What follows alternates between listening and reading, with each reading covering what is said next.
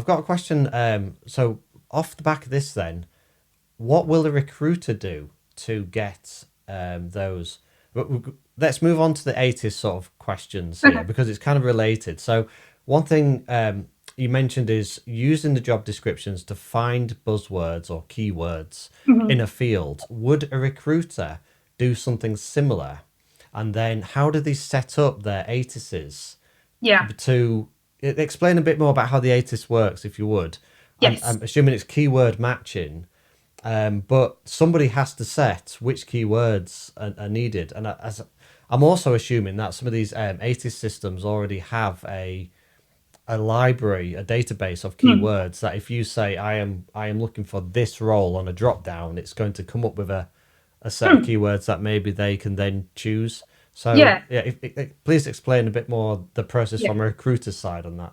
Okay. So there are many different ATS systems out there. In a lot of like the major recruitment platforms now, they'll have them built in. So really, it's a tool to help recruiters save time in physically looking at CVs that Hmm. don't match. So that's the that's the objective. Hmm. Um, I personally, rather than just taking an ATS as it is, and which you're completely correct, they do have drop downs. So it could have a drop down for like, I don't know, customer service. Hmm.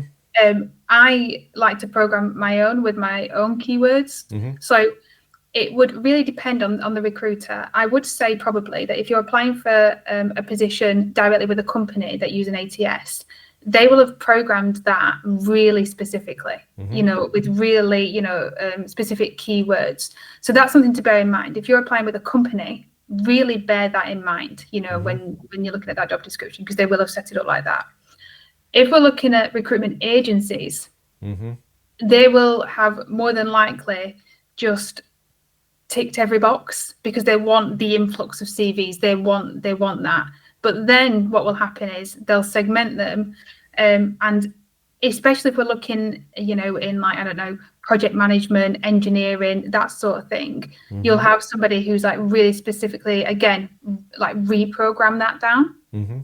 Um, so that's why I say like to really look at the job descriptions, Yeah.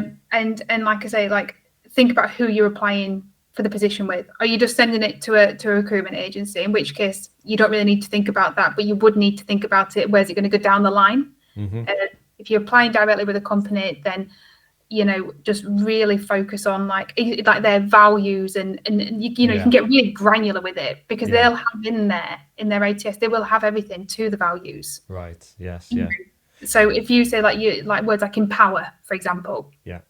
like be really like keen on those types of words.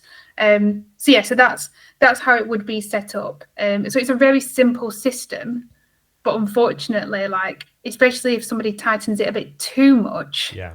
it can really alienate applicants. Yeah. That makes a lot of sense. Okay. So just to make sure I've got this right, then, in summary, there's two different situations. One where you're recruiting direct to, or you're filling out a resume direct to a company that's put Yeah, out their job, and then there's the recruitment agencies.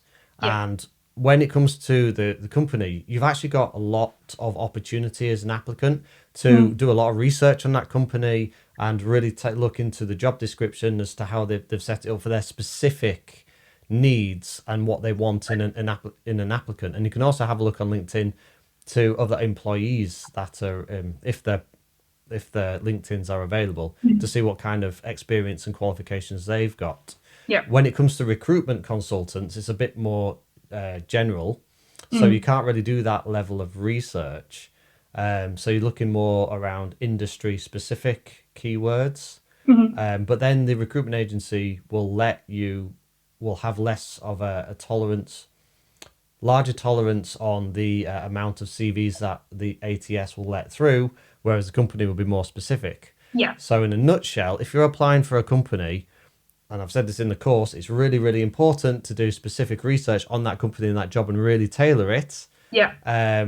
But you can because you can research it. Whereas if it's a recruitment agency, you don't, you can't tailor it as much. So you just do what you can in terms of for that specific field. And that's why I say, like, if you're going to take the keywords for the ATS, that's why I say look at 5 to 10 job descriptions. Yeah, right. Because what recruiters might do, a lot of recruiters, if they're recruiting directly for a company, they'll usually shortlist and then physically give those CVs, like, well, that's it, physically, like on email, like the company will get those CVs. But if we're talking, again, for a big organisation, it might go through an ATS, which is why I say take 5 to 10 job descriptions, find the keywords out of them, because then if it is going to a recruiter, you've kind of like touched all bases. With the type, because sometimes with a recruiter, you don't actually know what companies they're working with. Mm-hmm. So it's really difficult because obviously they like to keep that to themselves and stuff, which is fine, it's part of the industry. But that's why I say, look at a few different positions, especially, if it makes sense, geographically for where you're looking for a role, because you don't know if the recruiter's recruiting for that position, especially if, kind of ticks all your boxes and stuff. So, just things to really bear in mind.